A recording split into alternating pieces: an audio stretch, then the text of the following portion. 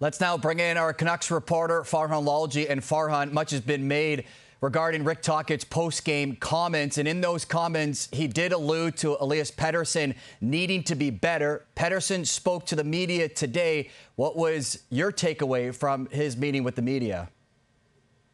Well, Mark, first of all, I'm impressed, pleasantly surprised that he actually did speak, because there have been times in these situations where maybe he didn't stand in there and take those questions. But, you know, Rick Tocchet wants his players to be accountable, and I think that was a part of that. And it's been a difficult time for Pettersson. There's no doubt about it. I'm sure it was difficult for him to hear, but he's not blind to what's happening. I mean, he knows what's expected of him and what isn't happening. And he said, look, I'm trying, and he believes he's doing the best he can, but he also knows that he needs to be better.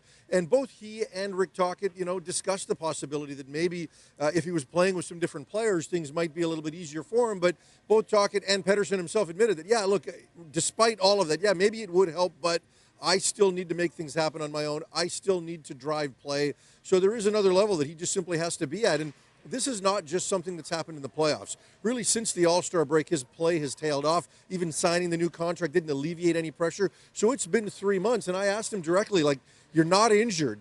Both you and the organization refused to suggest that there's any kind of injury at play here. So why has it been so difficult? He really didn't have answers. He did admit that confidence right now is tough for him, but he's trying to put everything behind him and just focus on the next game, because as Tocchet has said, a player that struggled today could be the hero tomorrow. So with all that being said, what are some possible changes the Canucks can make heading into Game 5?